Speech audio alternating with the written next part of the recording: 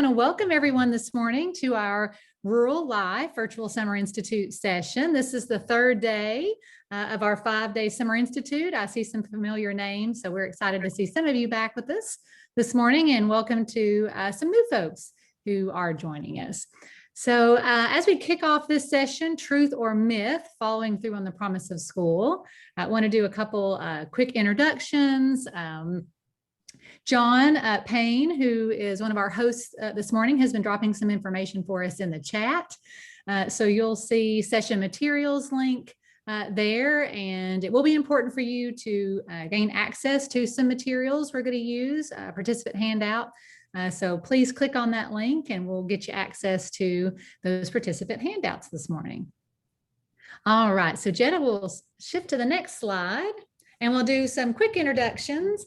We are so excited to be hosting this session this morning with our partners, TNTP and Dr. Jetta Donovan, our project director for one of our projects within the Rural Life grant is leading this session for us this morning. So we are thrilled, and I'll let her share a little bit more about herself in just a minute. But my name is Bethany Fillers, and I'm the Director of Professional Learning for Rural Life. And also with us this morning, we have some teachers and leaders from the Strong Start Network who are going to help us facilitate some breakout rooms. And so we'll introduce them in just a little bit. And then also we have a few of our Rural Life coaches, and they'll be working with us this morning as well. So I do want to take just a moment as we kick off. And if you read the session description, you'll be reminded that part of this session is grounded in the work that within Rural Life we're doing with the Strong Start Network. So Jetta, if you'll shift to the next slide, wanted to take just a moment to give a shout out to all of our Strong Start Network schools and counties. I won't read those all off to you, but it's exciting to know that there's a subset of schools and districts within East Tennessee who are leading some really fascinating work around curricular materials. And Jetta, if you'll shift to the next slide, that's really the heart of what the Strong Start Network is about, right? We established this network as a way to provide support for implementing new curricular materials. And for our ELA folks, we know that's a heavy lift in and of itself, let alone during a pandemic. But so this learning community is designed to support that. And then also establish a regional community of lead learners. And so you will get a chance to hear from some of our Strong Start Network teachers and leaders this morning as we jump into this work around 4 resources that Jetta's going to outline for us with a TNTP study. All right, Jetta, I will hand it over to you, and we will, let me do this first. We do want to give you all a chance to introduce yourselves in the chat. So share with us your name, your school district, your role, and the grades you teach.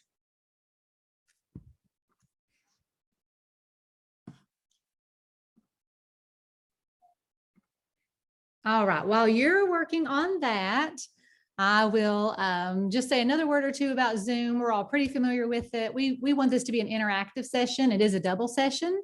So we'll be in and out of some whole group learning and some small group breakout rooms. So definitely want you to turn on that video if you're able. Use that microphone to share your thoughts and really be a part of this community learning experience this morning. Our next slide does share with us a little bit about accessing those materials. So I'll just remind folks once again that John Payne, so look for that name in the chat. He has dropped a link for our materials in the chat. Oh gosh, and as I'm scrolling through the chat, Jetta, I see folks from all over. It's exciting. I was looking at that too. Very exciting. Good morning, everybody. And I will just add on to the Zoom norms here and encourage folks. You know, we're a bit of a big group, but we're not a huge group this morning. So please feel free to, if you have a question, unmute yourself or type questions into the chat. It will be a way more fun few hours for me if I get to hear more from you guys. So please, I know it can be a little bit awkward on Zoom, but I just encourage everybody to, you know, fully engage with each other in this morning session. And thank you all for, as I see this scroll of where everybody is from. It's really exciting to see such a broad group, and really honored to be here with this like all-star group from our Strong Start Network and the Niswonger Foundation. It's a real, I feel like we've got a elite group here to spend our morning with. So I feel really lucky to be here. So before we jump in, I will introduce myself. I'm Dr. Jetta Donovan. As Bethany mentioned, I've been partnering with the Niswonger Foundation this past year on this Strong Start Network program, and it has really been my honor. We are working with all those schools you saw listed on the slides to support them around a strong literacy vision in their schools and strong curriculum implementation of their literacy materials. And I feel like I have just continued to learn so much from our partners of the Niswonger Foundation and all of the Strong Start Network members. And so very excited to have them here today to share and more of their learnings with a bigger group here. So here is what we are going to focus on. And thank you guys again for joining for a double session. I know this is a bit of a marathon and I will do my best. We're going to make it interactive, have some breakout rooms. But we will also have a break around 10 o'clock so everybody can get up and stretch their legs and take their eyes away from the computer screen for a bit. But also feel free if you need to like get up and get water or use the restroom, of course, please do that. So our focus for today's session, as Bethany mentioned, is around a report that TNTP did about 3 years ago called The Opportunity Myth. So one of our first objectives that we'll do for the session is unpack the key findings from the opportunity myth and examine how the findings impact students in classrooms and schools. We're going to explore how to use these findings and some of the resources that TNTP provides along with it to support students in their classrooms and schools. And we will hear from and reflect from our colleagues in the Strong Start Network who are engaged in this work to really improve the outcomes for East Tennessee students. And I will just tell you that that's the part of the session I'm most excited about today. So looking forward to hearing from them. Okay, so as I said, TNTP, the organization that I work for, is a national education nonprofit. We do work across the country supporting schools and districts on a wide array of issues to support quality educational outcomes for students in this country. And this report really arose from the work we were doing across the country and what we were seeing in schools. But we did a formal study in 2017 and 2018, and that resulted in this report, The Opportunity Myth. And I'm going to walk you guys through the report today, really with the lens of what did we learn about what's happening in classrooms and what student experience is in those classrooms. And I will tell you that the first time I read this report, it was very hard for me to read, mostly because I saw both myself as a teacher in the report, and also, you know, there are some parts of it that were pretty disappointing about what's happening in our classrooms across the country and what student experience is. And I think that, you know, I just named that to say that, like, if you feel that way at moments during this presentation, that's okay. But the report is also really about what do we do about that? And how do we ensure that all of our students get the best opportunities in our schools possible? And so just keep that in mind, that we are focused on, you know, what those solutions are here. Hey, Jetta, can I ask one quick question? Please. Just because when I led off, I talked a little bit about, you know, our Strong Start Network being a literacy network, but this report really was across all subject areas, correct? So this just wasn't findings just for an ELA classroom. Is that correct? Yes, absolutely. They looked at classrooms in all content areas and variety of grade levels as well. Okay, so as I mentioned, in September 2018, TNTP released this report, The Opportunity Myth. It was our 6th national report. And we came to this report, as I mentioned, in the same way we have many of our others, which is through our work on the ground that we're doing across the country. The past couple of years, we have really been helping a lot of the districts and schools that we work with in transitioning to more rigorous state standards and transitioning to instructional materials aligned to those. And while people were reporting that they are really working hard to make those shifts, and we see that in the schools that we support, our reviews of more than 2,700 classrooms across the country, we have found that only 2 in 3 classroom assignments are not rigorous enough to prepare students for college. And that's an alarming thing to see when we know that the whole purpose of our K-12 system is to prepare students for that career and college readiness piece. And so as an organization, we really began to wonder about how students were experiencing that gap. What did it feel like to be a student in a classroom if you weren't getting access to those sort of grade level assignments? And so we decided to ask them.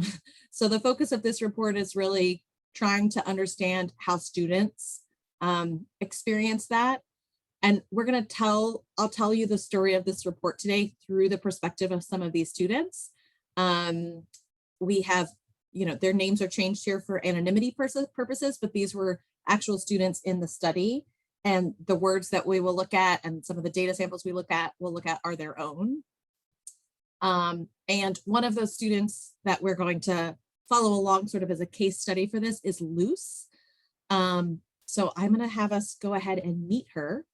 In your session materials, which John has been so kindly linking in the chat, there is a handout. And I'm going to ask you to open that handout and only read the first page of that handout. And I am cautioning you to not read on if you're tempted, because we're going to do this in stages throughout today's session. So, it ruins the surprises. So just read the first page.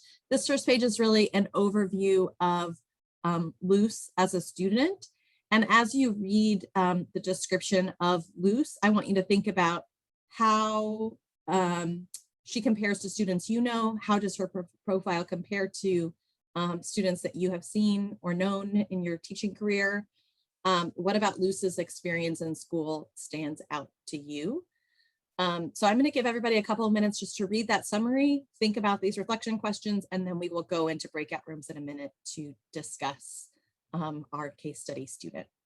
Okay, John, are we ready for breakout rooms?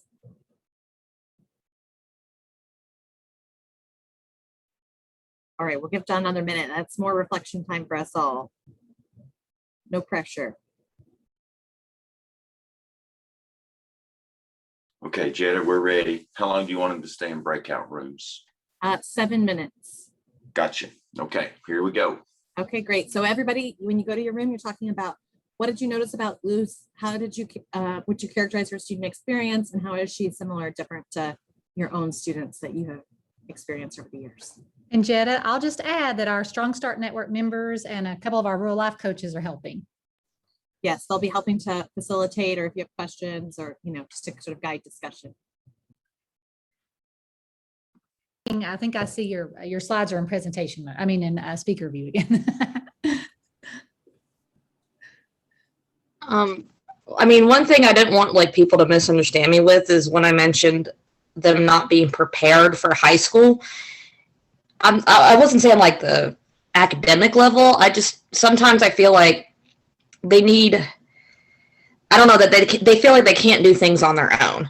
So when I give them an assignment, they're like, if I say color this, well, how much white space do you need? How many colors do you need? What style of art? I'm like, I don't just do it. And they don't, that's what I meant. And it's also the maturity level they have to deal with.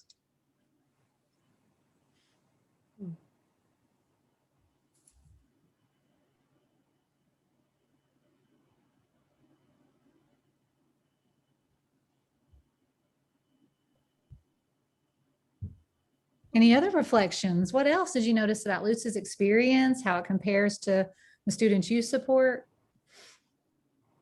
Our group just talked about how we emphasize probably too much on the grade instead of the learning, and how some of those factors are influenced by, kids go from smaller middle schools where teachers are more in cohorts, or the kids are in cohorts, than in high school. They're just all over the building, and the teachers are, it's a whole floor of math teachers. They're not really talking to the English teacher, the history teacher, just geographically they're separated, and, their classes are bigger usually. And, some of them don't, they end up being involved in middle school and they don't make the team in high school or something. So just various factors maybe could influence Luce there.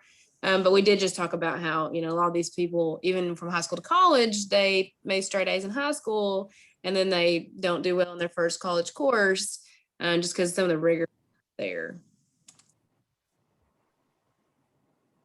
we talked a lot about dependency on engaging in the classroom by knowing your kids, and we struggle with that, especially with related to like when the vocabulary, like in science, got so difficult and she really struggled and her grades started to drop. You know, there's a lot of pressure for teachers to think about that. It's kind of, this is the time of year though to do it. So it's great that we're reading this now, kind of to think about that, like how can we, when we're not showing up with that energy and excitement, how can the things that we do in our classroom at the beginning of the year help set up like engagement practices that allow us to be facilitators that kind of prevent us creating the dependency, like you were even just talking about in terms of maturity level when they go off to college and we're not there, to show them excitement and personal connection. How can we get to do that at the beginning of the year while we have a lot of energy in terms of getting to know our kids and setting up procedures and routines to help support us in that journey of keeping them engaged all year long so that they all are successful.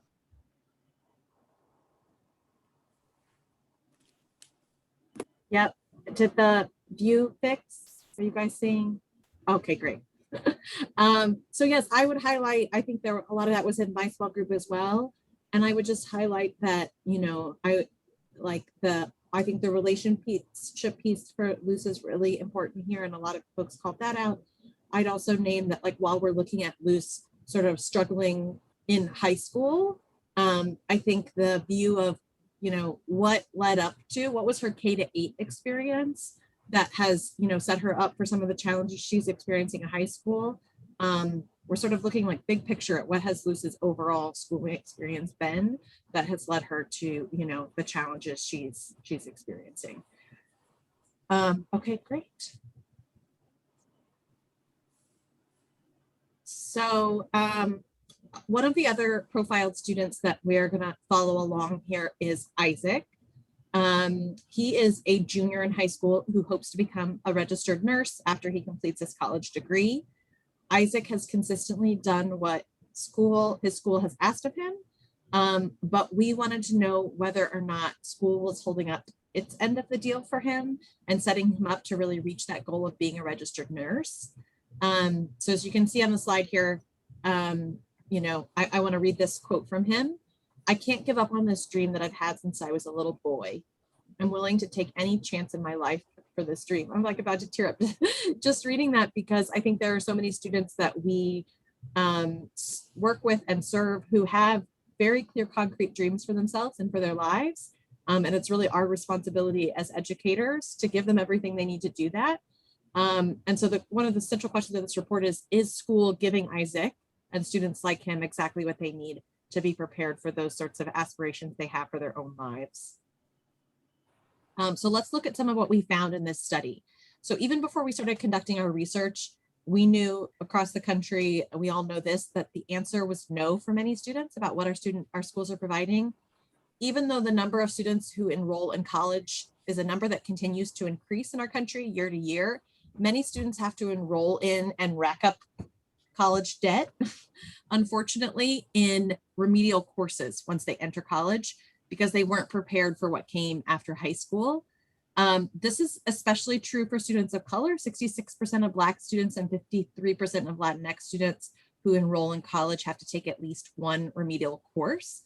And those statistics just really show us that what we're doing in high school isn't adequately preparing students. If over, half of students are having to enter into those remedial courses, it should be an alarm bell for us that we're not doing what we need to prepare those students for college. And we know that schools, systematically across the country, this isn't the fault of any one individual teacher. It's really about our educational system at large, isn't preparing students like Isaac to reach their goals. And so the goal of this report was really trying to understand why. So for this study, we set out and worked with 5 different districts, 3 urban, 1 rural, and 1 charter management organization. And we followed almost 4,000 students across the 2016-2017 school year. We gathered a crazy amount of data to do this study to paint a picture of what students were really experiencing, and trying to study these 4 specific components of students' experiences that we really hypothesized would correlate to academic success.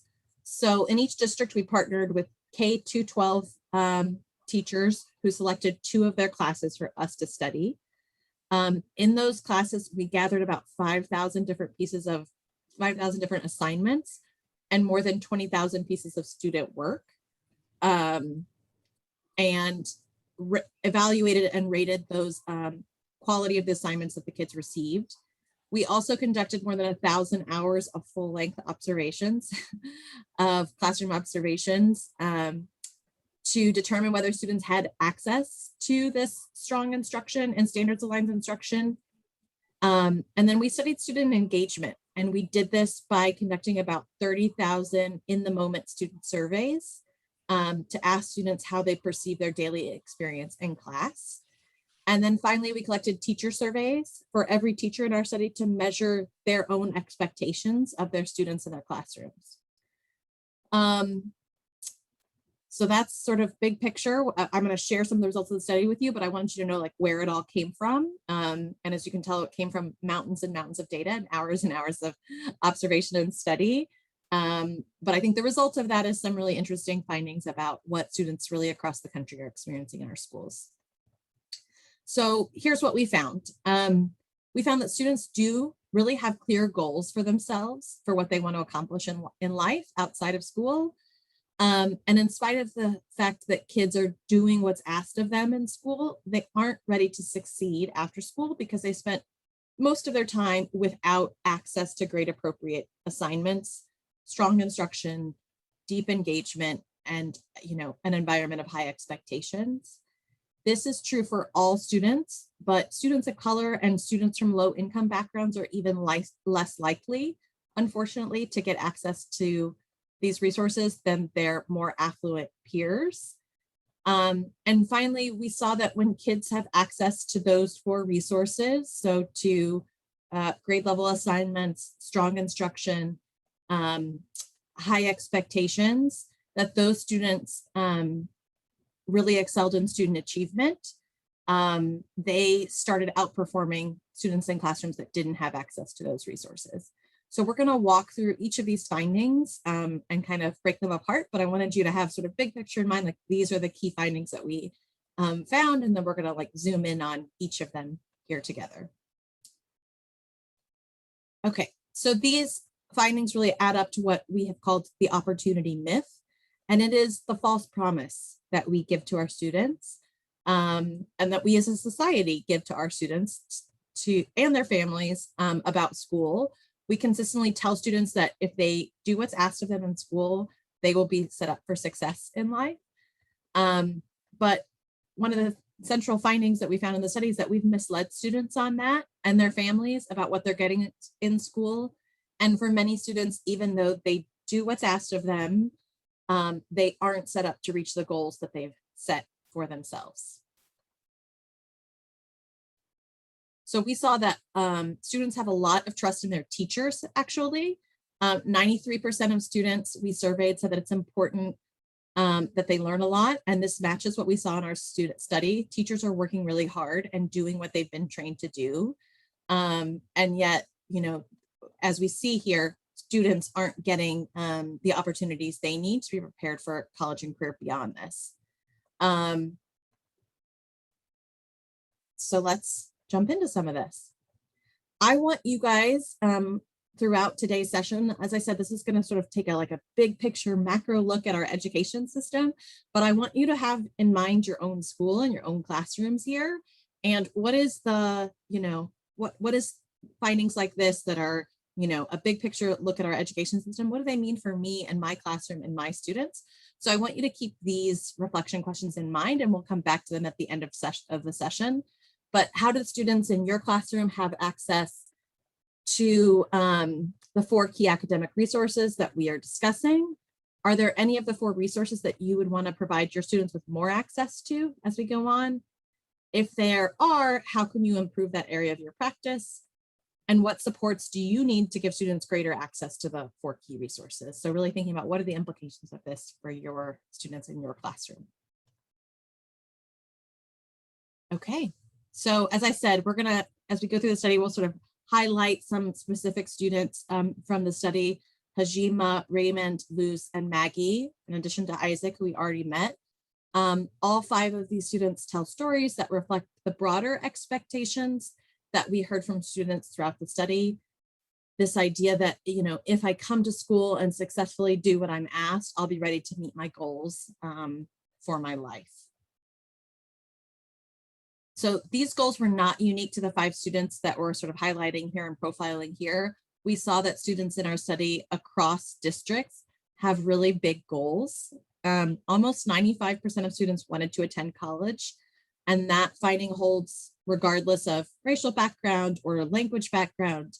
We also saw that these same students, just like our profile students, have clear aspirations and are making choices to achieve their goals.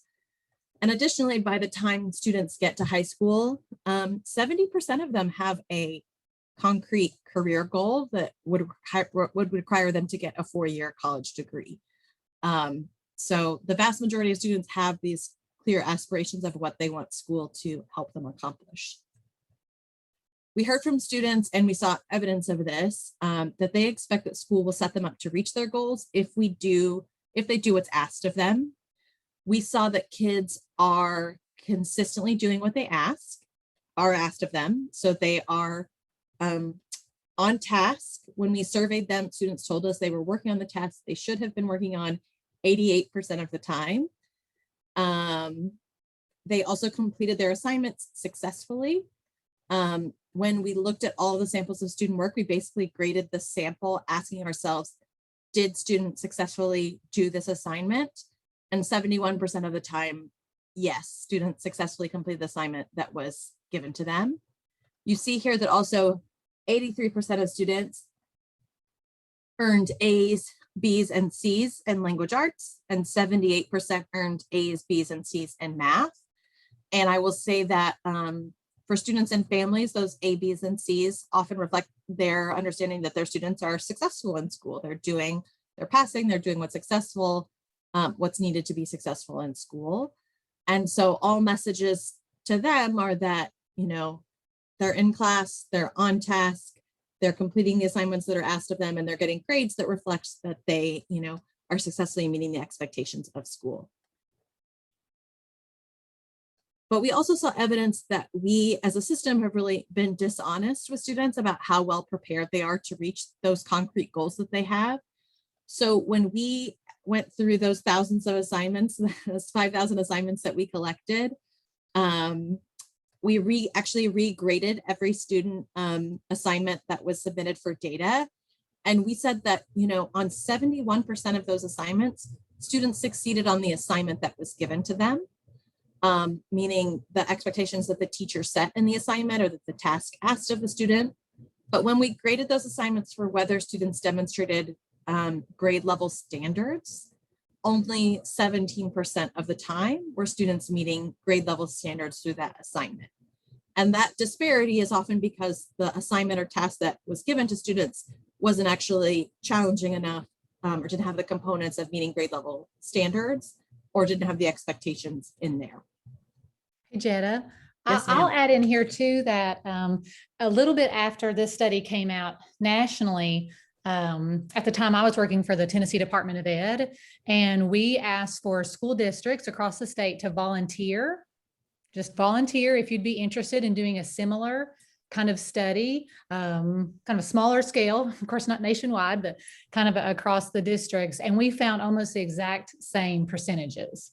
So that, you know, 70% of the time or so, students, it appears that they're being very successful on the assignment, but unfortunately, only about 17% of those assignments were at the appropriate grade level and rigor that was set forth by the expectation of the standard. So it was just interesting that when we did that kind of volunteer, who wants to help us get a picture of Tennessee, that we were pretty much spot on with this national data.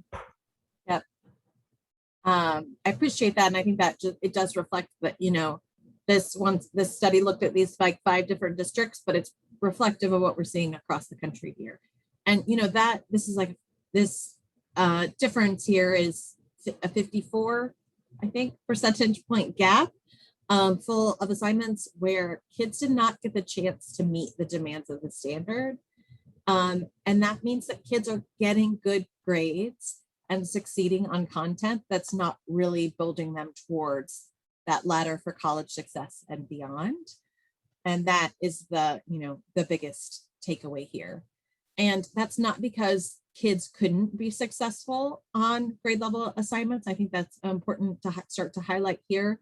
So across our sample, when kids were given a chance to try grade level work, students rose to the bar for their grade level standards more than half the time. Let me show you some of that data, because I think this is one piece that really blew me away the first time I read this report. So, and this was true from across demographic groups, from students of color to students with low income backgrounds, to students with IEPs, to students who were learning English. And all of these groups, students can and do meet the bar when we give them a chance. So the success rate on grade level assignments from classrooms with mostly students of color was 56%. So in those classrooms where we gave them, they were given grade level rigorous assignments, 56% of those students passed. That was true 65% in majority white classrooms. But also 4 out of 10 classrooms with the majority of students of color never received a grade level assignment ever. That was only true in about 12% of the classrooms with mostly white students. So we do definitely see a disparity there in access that was found in the study. But for most students, most of the time, we don't give them those chances. And we hypothesized and found in the study that the 4 key resources outlined here were most impactful in addressing that gap and making sure that students had access to the materials and resources they needed. So these are, I had mentioned these earlier, but let's spend a little time just sort of outlining what these are. So we found that when students had access to grade appropriate assignments, which are just assignments that give students a chance to meet the demands of the standards for their grade and subject. When they had strong instruction, which is instruction that asks students to do the majority of the thinking in the lesson.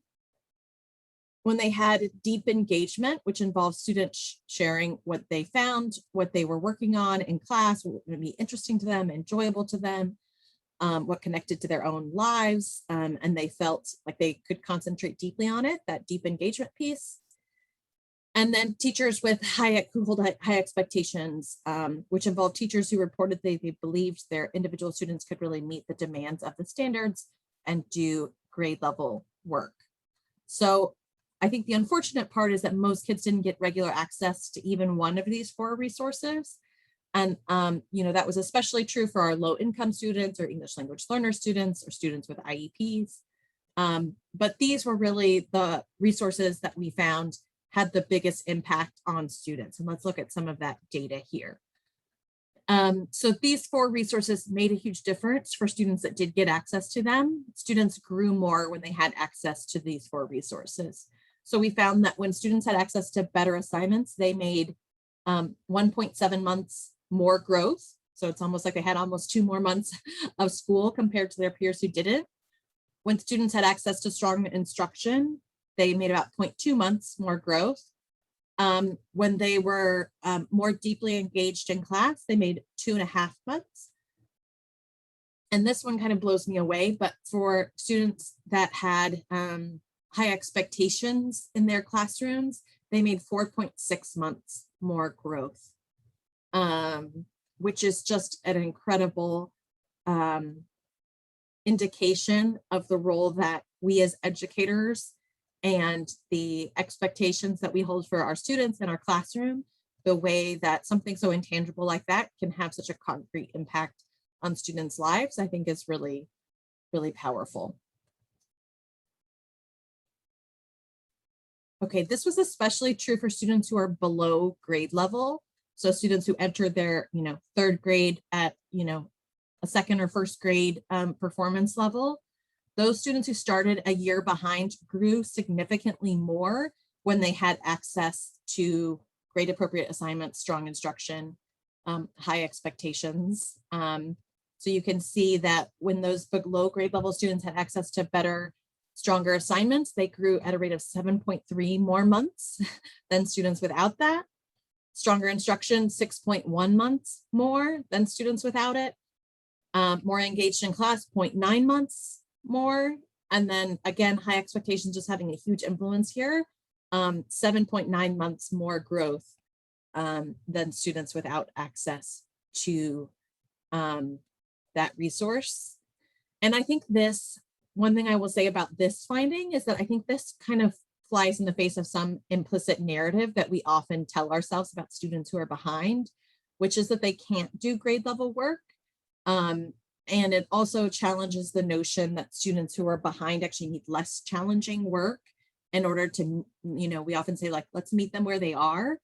But we see here that if students who are behind don't have access to those grade appropriate assignments, they never really get the chance to catch up.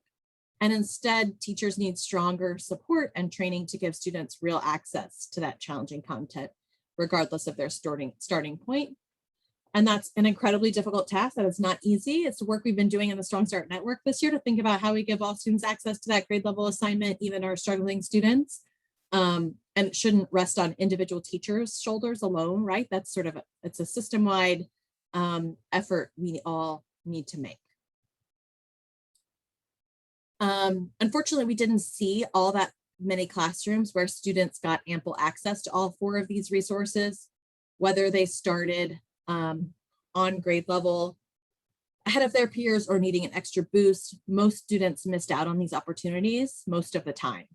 And we're going to walk through each of the 4 resources now. And we'll start with grade appropriate assignments as a focus here.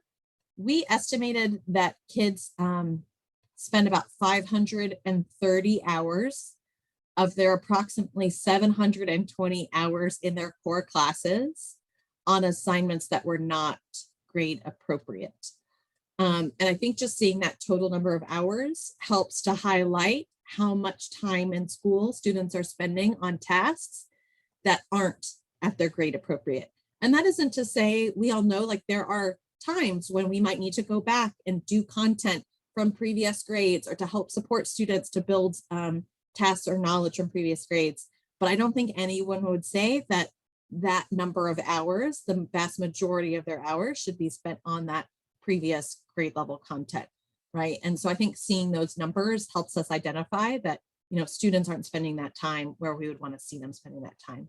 So Jetta, that's about 70%, right? So we're saying that they spent about 70% of the school year in working in around, you know, using assignments or in those assignments that weren't aligned to the grade level expectations of that core content area, right? Whether it was ELA or math, social studies, science, whatever that might have been.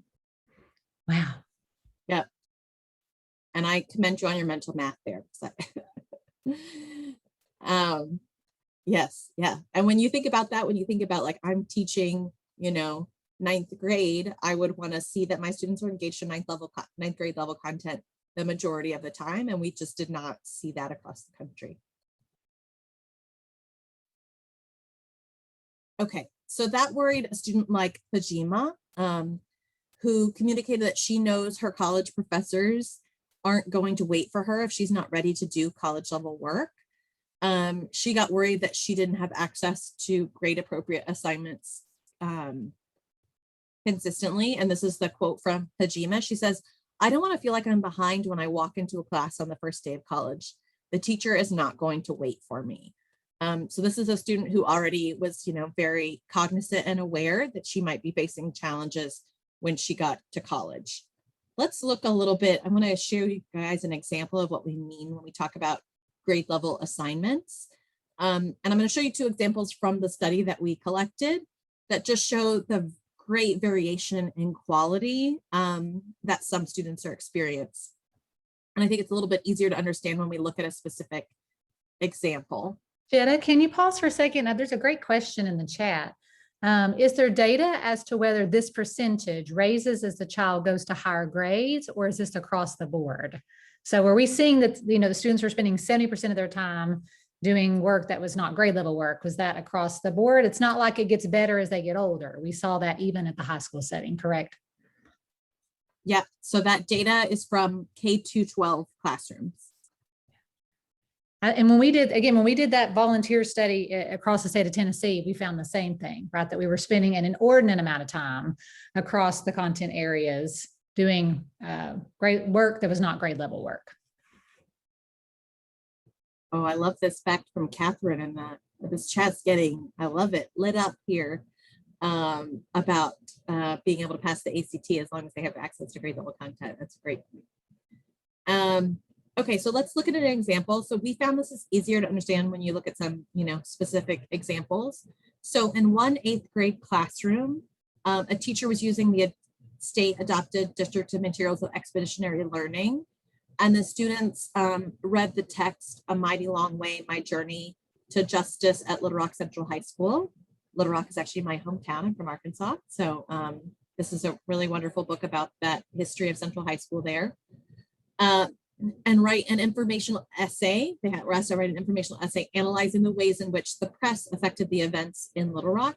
And this allows students to fully meet the demands of the standards while also building their knowledge of the world in a really meaningful way. So this is a type of task that for an 8th grade classroom you would expect to see and that reflects grade level standards. Students are reading a strong, complex, knowledge building text that is at their grade level, and then they're being asked to demonstrate their knowledge and understanding of that text through an essay and using evidence from the text to do that. So this is the type of task that when I say we went back and assessed and looked at all the assignments to see if they were grade level or not, this is the type of task that if we saw this, we would say, okay, this is meeting those grade level expectations, and students are being given access to those grade level expectations. In another 8th grade classroom in the same district, so same district, different 8th grade classroom, across town, students read a 5th grade level text called Penguins at Risk. So already out of the gate, right, we're really lowering the bar for students because the text that they're reading is 3 grades below level for them. And then students completed a multiple choice vocabulary questions and filled in vowels on a word completion activity. This is not a task that's aligned to any 8th grade literacy standards, or in fact, really literacy standards of any grade level. 2 groups of students in this district, the same age, getting assignments of vastly different quality.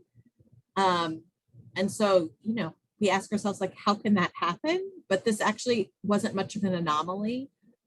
We think that likely the root cause is the fact that teachers were given different supports and different expectations about what the tasks in their classrooms should be, and what support and scaffolding for different students at different levels should be.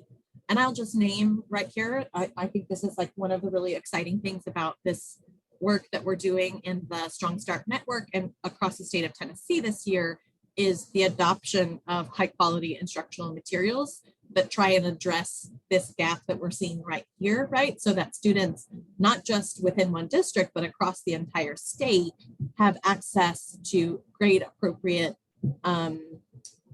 tasks, text, and assignments.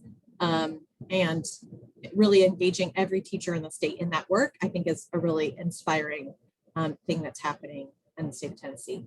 And really, Jed, I mean, it's happening nationally because of other research similar to what you all found at TNTP. And that's where we've seen other states like Tennessee take legislative action to say, we expect, there to be high quality materials in classrooms. It's about equity. Do all students have access to these 4 resources?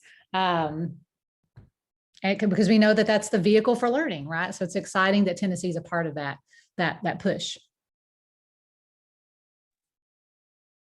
Okay, great. Agreed. Let's jump back into our case study student now, Luce. So I'm going to have you now look at the second page in your handouts. And you're going to actually, again, we're following this student that we studied here, Luce, and you're going to actually get to see the assignment and tasks that she worked on the day we shadowed her. And I want you to reflect on, is this text high quality and grade appropriate? Are students asked to use details from the text to support their thinking? Does the assignment ask Luce to analyze using text evidence or demonstrate comprehension of the text? So those are your guiding questions here. So I'm going to give everybody about 3 minutes, read through that page 2 assignment and think about these reflection questions, and then we will go back to our breakout rooms here in a minute. So 3 minutes. Okay, I realize it is 10 o'clock and I promised you guys a break around 10. So I'm going to suggest we go ahead and take a pause here and take a 15-minute break so everyone can get a snack, get water, maybe get some sunshine. And then we will come back and do our breakout rooms. So let's come back here at 10:15. Minute. We'll give everybody about 1 more minute to head on back. We liked it, Rhonda. That was awesome. All right, Jenna, what do you think? It's about 10:15. Let's do it. Let's do it. Okay, so coming back now, we're going to go back to our same breakout rooms. You'll be joining your same breakout group for the rest of the session, so you guys can get to know each other here. But remember, we're now talking about those assignments that you looked at from Luce's class and thinking about, is this text high quality and grade appropriate? Are the students asked to use details from the text to support their thinking? Do they have to analyze the text and use evidence to show deep comprehension? So you're doing some, even if you're not an ELA teacher, that is okay. I know we've got people from different grade levels and different subject areas. So just, jump in as a learner and give your own thoughts. Sometimes the best perspective is an outside perspective. So encourage everybody to, jump in, participate, no matter what your area of expertise is. So we will send you to breakout rooms for 7 minutes and then come back together. Okay. So I'd love to, okay, great. So I'd love to start by hearing from a few folks what you talked about in your group. So what did you think about this text and the task? For somebody in room 2 because they got it. I'd like for them to speak up about it. Come on, room 2. Catherine's voluntolding you. Thing that I shared with in room 2, I taught 3rd grade this past year, and we used this text in 3rd grade this past year. I actually had, I was telling them I had some issues with untruthfulness in our classroom, and this was one of the texts that I pulled, and we had, and this, you're not seeing the entire text on that slide there. It talked about different kinds of lies, little white lies and things like that. And it led to some really good discussions, and we did do some writing tasks on that, but it's something that I used in 3rd grade this year. So Go room 2. I absolutely love that. You're like a plant, Candy. I had no idea. That was a great example of I used this in a 3rd grade classroom, and they're reading it in a AP class. So that's such an important, that really frames the experience that the student is this Luce is having in her high school classroom, right?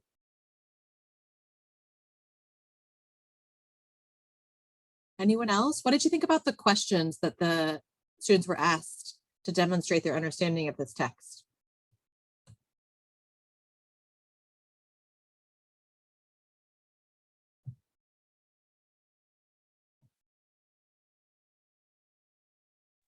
Someone in our room said that the questions were like rapid fire, and I liked that term that they used.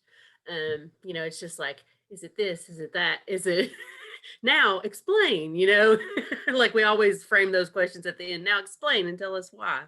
But it was just kind of a very rapid fire, I felt like, they didn't have to read the text at all to answer any of the questions. Yep, I think that last part is the most important part, right? They didn't have to read the text at all to be able to answer the questions. And again, we're talking here about an AP class, right? The last literacy class these students will take before entering college, and a class that they could receive college credit for, right? And the types of tasks that students are asked to be able to do, they don't even have to demonstrate their understanding of the text to be able to answer those questions. And so again, I think this is something where I'd like to say this type of task is a real anomaly. And of course, it's unfortunate, but it's not. We have seen this in classrooms across the country. And I think is just another, to the conversation we were having before break, another really important reminder about the important work that's going on here in the state of Tennessee and across the country to ensure that, you know, all students in every classroom have access to those sort of grade level appropriate assignments. Okay, so let's keep moving here. So as we share, we didn't often see students engage in content that was aligned with their grade level standards. But we didn't hypothesize that that content was the only thing that mattered, right? We also thought that how students were engaged in that content really mattered for student experience. And so we used observations to gather information about that. And we consistently saw in our full-length observations, so we stayed bell to bell in the classroom, that students rarely experienced rigorous instructional practices or had the chance to do the deep thinking in a lesson, where a classroom practices where students really owned the thinking and had the opportunity to demonstrate their own thinking in the classroom. Of the 899 observations we conducted in core classes, only 295 of those had grade level content in them. And only 74 of those asked students to do the thinking about that grade level content. So students to really own the thinking in the classroom. And experiencing instruction was frustrating for many students, including this student Raymond, a fifth grade student who really likes math, but who consistently attempted to share his thinking in math class and was never able to actually do so. So he said, I think math is kind of fun. That's Raymond's perspective here. But he and his classmates were repeatedly interrupted and corrected by their teacher without the opportunity for them to share their own thinking about the math content. And eventually, observing Raymond in his classroom, a student who really likes math, rests his head on his desk, right, and sort of stops engaging in the classroom content. So now we're going to jump back into Lucis data. I'm going to ask you guys to look at page 3 now, which is the observation notes that were taken as on the day we shadowed Luce in her classroom in her school.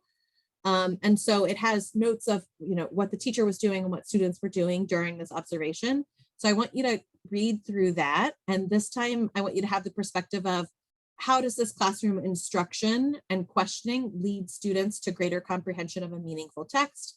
Are students doing most of the work and thinking in this classroom? So I'll give everybody 2 minutes here to read through that, and then we will go into our break. Okay, John, let's send us back to our breakout rooms. We will do 6 minutes there and then come back here as a group by the Zoom clock. So I would love to hear from a couple of groups. What were some of your takeaways about what is classroom instruction look like in this class? Are students owning the thinking? Are they set up to do that successfully? We talked a little bit in my group about, I told them that I learned early on that a lot of times practice tests were not the way that that I normally approached exam review. I felt like it was a time where you could kind of flesh out the weaknesses and actually try to figure out what we needed to improve on before the test. And I just felt like practice tests don't always improve scores. I feel like that was a time for the students to discuss and the teacher to kind of facilitate, as opposed to here to study for a test. Here's another test. Like I feel like that burns students out, and I feel like it's not really improving the knowledge there. I could not have said that better myself, right? It's like if you're struggling to ride a bicycle, just like keep riding that bicycle without any instruction on like what to do or how to do it,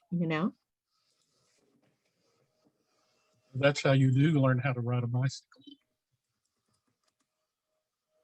Okay, so maybe a bad metaphor, but I just mean like giving no support, right? I'm imagining throwing my like 5-year-old on a bicycle without any support or instruction on how to do it, right? But just, sending them out there. It may be a bad metaphor, but you get my point.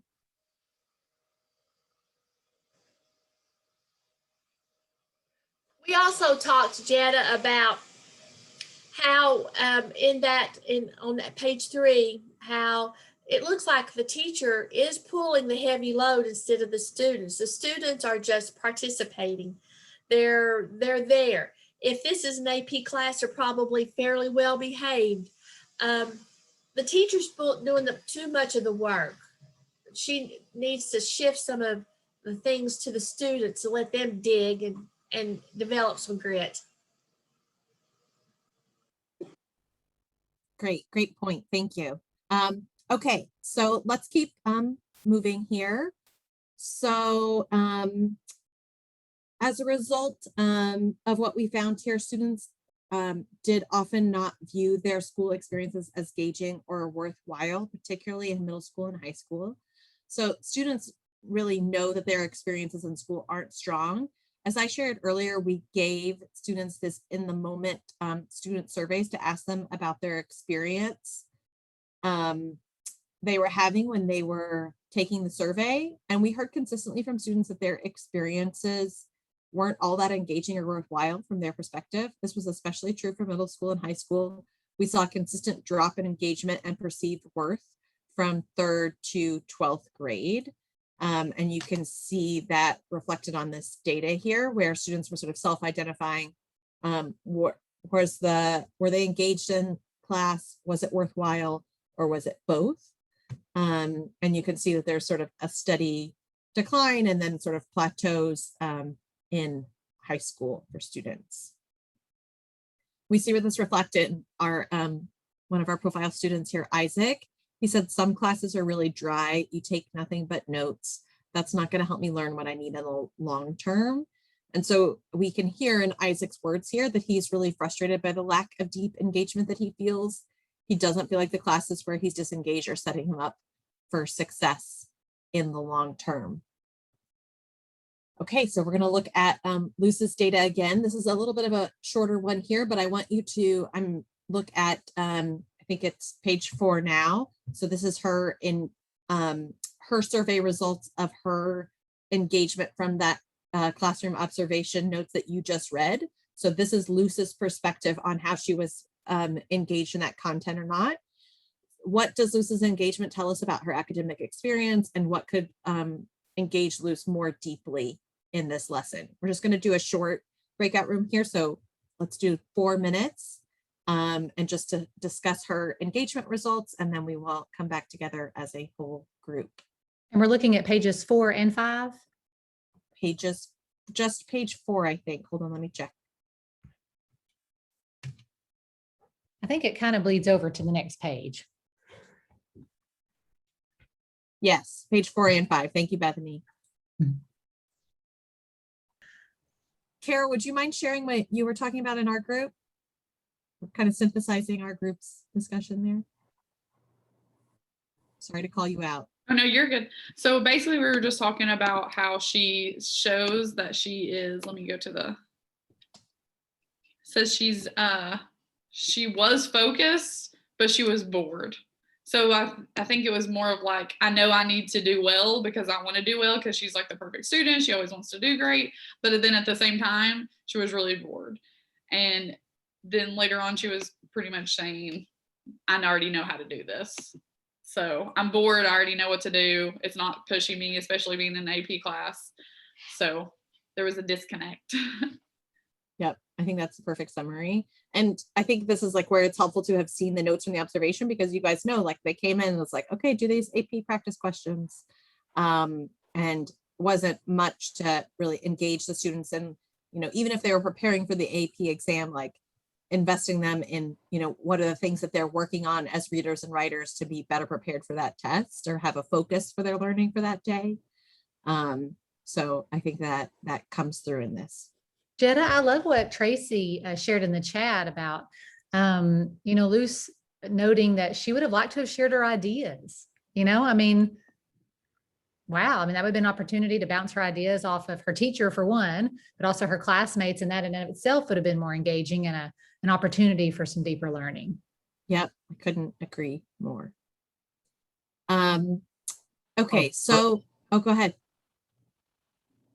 Perhaps I misunderstood, but when I looked at the survey, it said that she wanted more chances to share her ideas. In mine, it says no, she doesn't.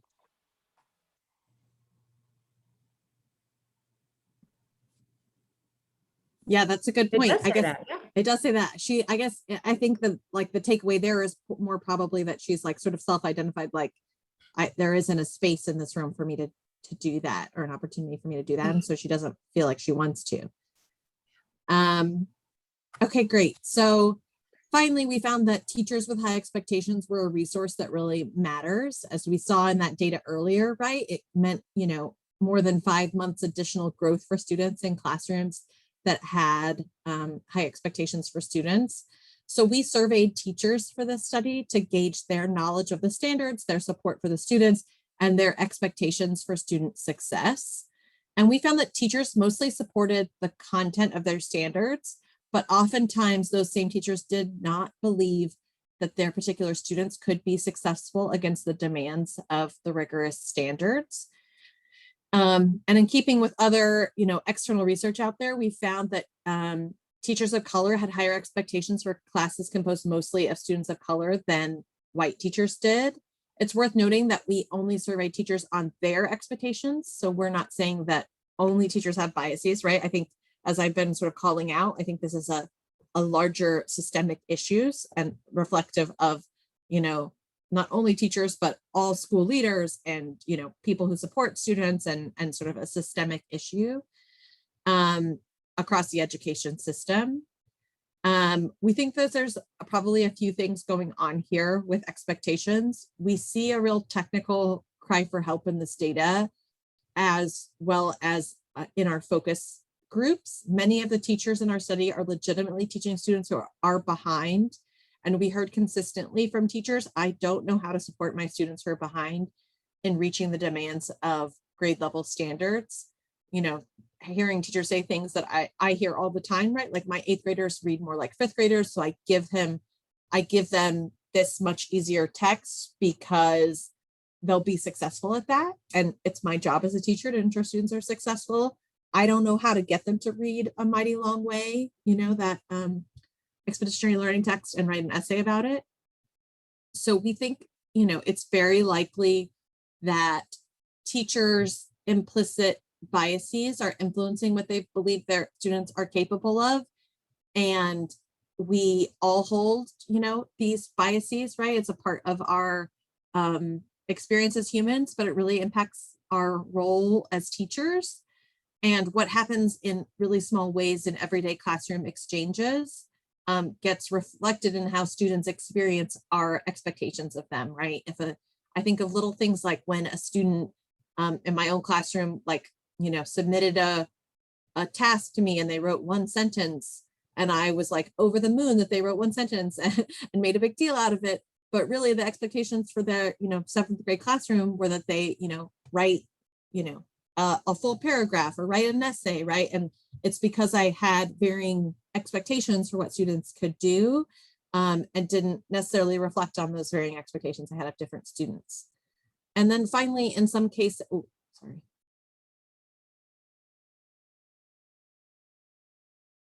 and in some cases, I suspect that teachers might be making, a management kind of deal with students where it's like, if you don't push me too hard, I won't push you guys that hard either, right? That sort of trade-off with our students. But I think like the larger picture, I think there's a big connection here to the grade appropriate assignments piece. And I have seen this in my work with districts across the country. I think it's some reflection we've done on the Strong Start Network this year. So I would love when our Strong Start Network participants to share out some of this. But I know that supporting districts who start to implement high quality instructional materials, they'll often start off the school year feeling like, I don't think kids can do this. This seems too hard, right? Like, this is a really hard text. These are hard questions. These are hard essays. Like, I'm like worried about whether students are going to be able to do this. And then consistently, I've seen across the board that once, schools start to do that, they're kind of amazed at the way that students, step up and are able to what they're able to accomplish with those access to grade level text and assignments. And so I think there is a real connection here between the expectations we have for students and often the materials that our, districts and schools are providing, because when the bar gets raised and we're able to see that students are able to meet that bar, it helps us elevate our expectations for our students as well. So here's a quote from our case study here, student Luz. So she said, the teachers that have high expectations for you in their class, you actually try harder because you want to show you can meet those expectations. I think for any of us, as you reflect on your own, you don't even have to think about your experience as a teacher, but I think about yourself as a student in school and the teachers who probably you feel like pushed you the most or you learned the most in their classroom. It's often this sort of intangible, what expectations they had for you and the way that they pushed and challenged you that had a huge impact on you in that classroom. And I know, like, when I think of the teachers that had the biggest impact on my learning, I know that their expectations of me played a huge role in that. So now let's look, this is our last piece of data that we're going to look at from Luz. We're going to look at her teacher. This is the teacher that we've been following. This is her survey responses. So I want you to look at that. It's on page 6 in your handouts now. And as you do, I want you to think about what stands out about Luz's teacher's expectations. How do you think these expectations may have influenced Luz's experience? Are expectations keeping this teacher from providing his or her students with stronger academic experiences? So I'll give everybody a minute here to just identify that and reflect a little bit before we go into breakout rooms.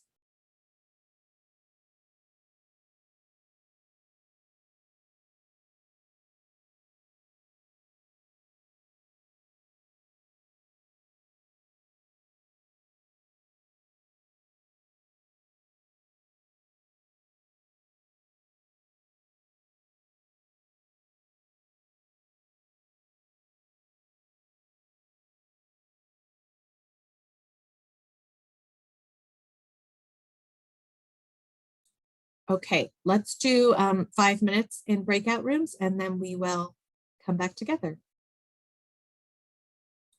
Okay, would love to hear from a group or two what you talked about here. What do you think is the connection between the teacher's expectations and the rest of the data that we've seen on Luz's student experience? Jetta, you may need to repeat that. It looks like a whole bunch of folks just populated. Sorry, I started talking too early. Hi, everybody. Welcome back. I'd love to hear from a group or two. What do you think about, what did you guys talk about? What do you think is the connection between some of the teacher's expectations here and the rest of the data we've seen about Luz's student experience?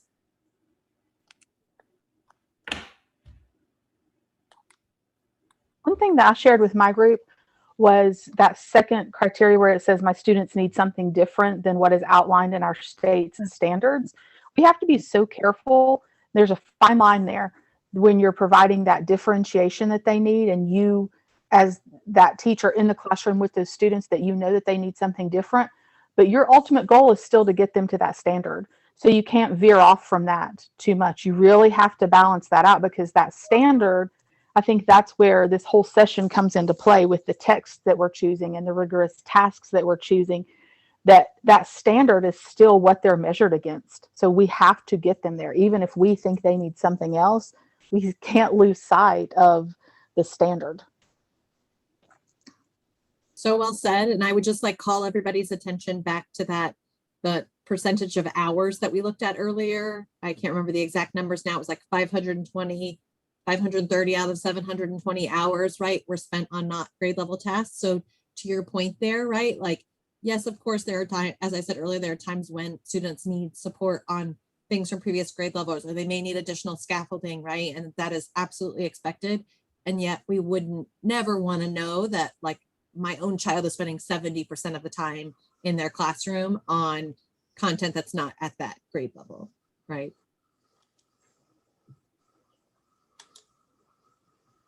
Any other reflections?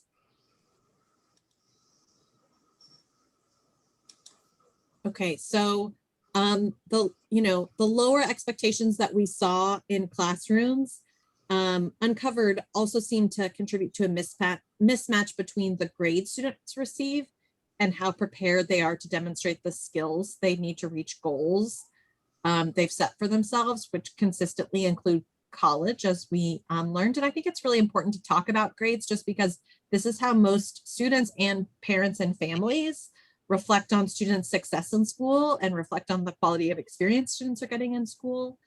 Across every assessment that we looked at, so state level assessments, ACT, SAT, AP tests, students got signals through their grades that they were learning what they needed, but did not demonstrate they were prepared for what came next on their performance on those more standardized assessments. So for example, 80% of the students who got Bs, and for that matter, 50% of the students who got As in their AP classes did not pass the AP assessment and earn college credit, even though their grades had communicated to them that they were on track. And so I think that just sort of reflects this, what we started this session off with, which is just sort of that disparity that students and families and their parents are experiencing of like, I'm being told that I'm doing what's expected of me in school and getting grades that reflect that, but not actually being prepared for that college level readiness that we expect at the end of 12th grade. This was true even when we, no, I was just going to say, I think that speaks to even what we've seen in Tennessee, where we look at, schools designate like a top 10%, or of course they have their valedictorian, salutatorian, third honor, all of that. And when we look at that data, what percentage of those students don't meet college benchmarks or have to take remedial courses, but yet I'm the valedictorian in my school and I've only ever gotten A's, and technically at school I have a 5.7 GPA, and but I've not passed an AP exam. I'm not college meeting benchmarks on ACT, and I'm now taking remedial courses, right? So it's just interesting. And this is again a nationwide conversation, but something we've been looking at in Tennessee as well. Yeah, that's such a powerful example. And we found this was true even when we controlled for achievement. So we saw that students from low income backgrounds still received lower quality assignments, even when they started at the same performance level as their higher income peers, which I think is just a reminder of that, ongoing disparity that we see. Like this is true across classrooms in this country, across income levels of students' backgrounds, but the disparity is even more so true in for lower income students. And then we have this quote from one of our focal students here, Maggie, who says, I feel like everybody's capable of the same thing. I think they can do it just as much as I can do it, which is nice to hear that like sort of student's perspective of the need, her self-identifying for all of her classmates to be pushed and challenged. So as we shared earlier, we know that the 4 resources really matter for students. We also know that students who get access to these resources consistently could close the gap with their peers if they received year-over-year access to those 4 resources. So for example, grade appropriate assignments. This means what we typically call the achievement gap is not something that's inevitable.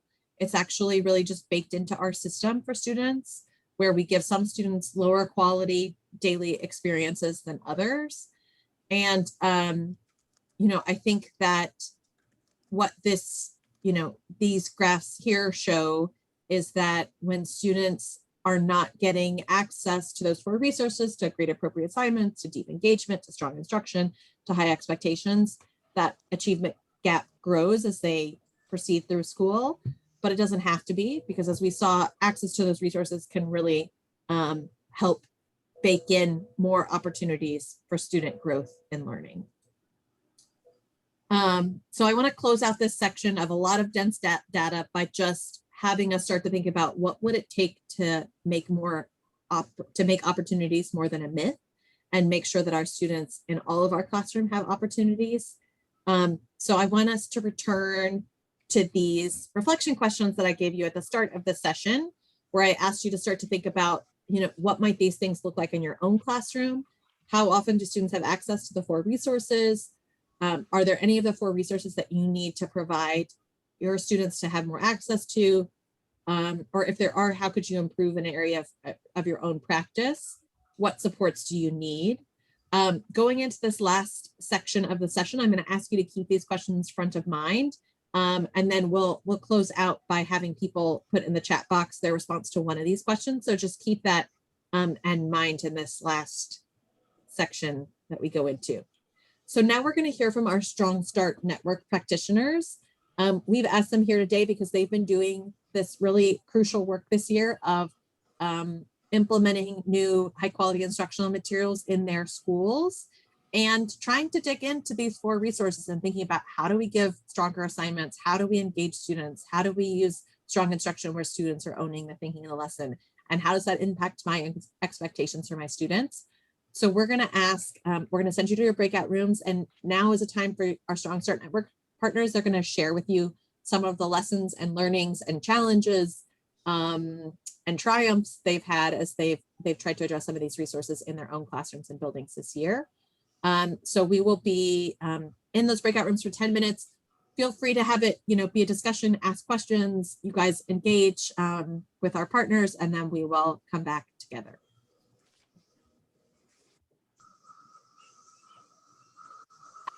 Bethany, did you hear the testimonial for fidelity with materials? No, I missed that one, but we'll see if any of that surfaces here back in our whole group. And I just want to again thank our Strong Start Network members for joining us today and being a lead learner across our region as we've jumped into this work of trying to provide these 4 resources to our students and improve our practices. I agree. I was going to start with a round of applause for our Strong Start Network members.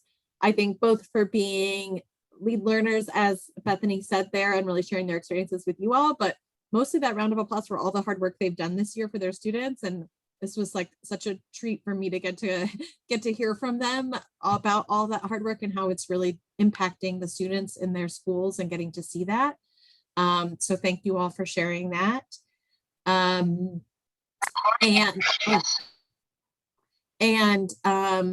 We have just a few minutes left, so I just wanted to highlight a few things to leave you all with. Hopefully you have a lot of reflections from the session today on things you're thinking about and pondering, and want to leave you with some concrete resources to take with you. So I think the first is just keeping in mind a few, these are like, if you had to leave with like 4 things you might try, or to pick one of these, you might try to start to impact some of those 4 resources in your own classroom. So the first is asking your students explicitly about their academic and career goals and referencing these goals in your conversations with students and families so they know that their goals are important to you. I'm just going to shout out Adrienne, who was in my group just a moment ago, who was talking about she gave student surveys to all of her students after each unit of Amplify this year to get student experience of that. It's just such a powerful experience of like something small you can do to really get student perspective into your classroom. So I loved that. Reflect on, number 2, reflect on how the current assignments you give stack up against grade level standards. And I have some resources I'll share with you in just a moment that can do that. Commit to providing your students grade appropriate assignments on a daily basis, and use some scaffolding strategies to upload the rigor of grade appropriate assignments. And again, I've got some resources here to share with you all on that. So I want you to, I'm going to share some resources in a moment, but while I'm doing that, I want you guys to think about, pick one of these reflection questions that I asked you to reflect on in today's session and just share your response in the chat box. So it could be one of any of these. So how often do students in your classroom have access to the 4 resources? Are there any of the 4 resources that you want to really focus on providing access for your own students? If there are, how are you trying to improve in that area of practice? What supports do you feel like you need to give students greater access to the 4 resources? So go ahead and add your thoughts or reflections to one of those in the chat box.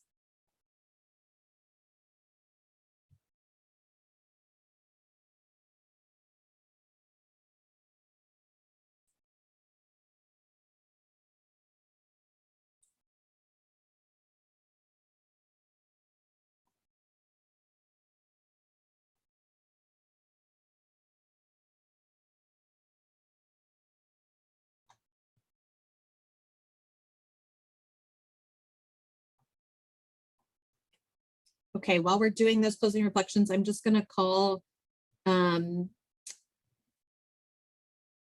everybody's attention to some additional resources. I'm putting the link to this in the chat box as well.